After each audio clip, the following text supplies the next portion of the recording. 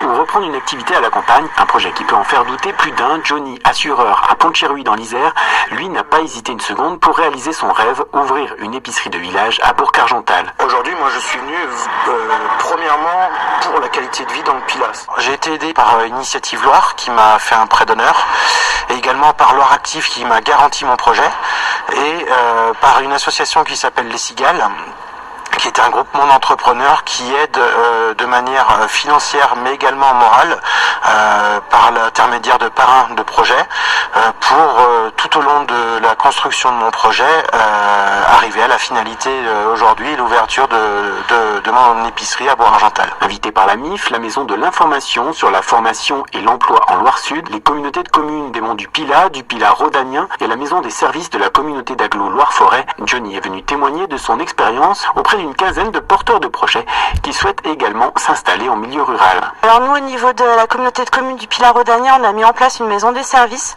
et un espace de coworking. Donc effectivement, c'est un lieu où les porteurs de projets trouvent de l'information, sont accompagnés par les chambres consulaires et par d'autres organismes de développement économique. On a également mis en place une aide financière pour les entreprises, notamment pour les commerçants et artisans avec point de vente, puisque c'est un cofinancement qu'on apporte en complément d'une aide régionale, qui est une aide d'environ 3 000 à 5 000 euros, voilà, qui permet aussi de développer l'économie de proximité, l'économie locale.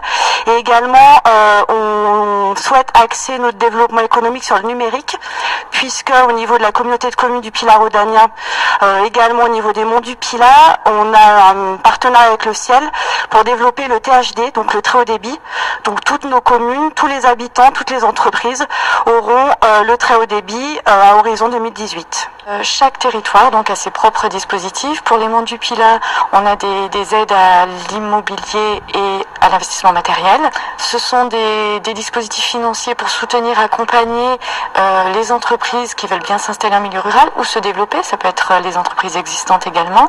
Au niveau de l'aide à l'investissement immobilier, donc on est sur un taux d'intervention de 10% avec un seuil minimum de dépenses et de 80 000 euros et un plancher de dépenses de 300 000 euros. Donc une aide qui peut avoisiner les 30 000 euros. Mais tout ceci est à étudier au cas par cas en fonction de plein de facteurs au niveau de l'entreprise, des statuts, des dépenses éligibles ou pas. Magasin de prêt-à-porter à Matelas, hôtel à Pélussin ou encore bar-restaurant, une dizaine d'offres de reprise ainsi que les différents dispositifs d'aide financière à l'installation ont été présentés. Un dispositif d'accompagnement très incitatif pour Cédric qui envisage de concrétiser son projet de réhabilitation d'un ancien hôtel en espace de coworking sur la commune de Planfoy.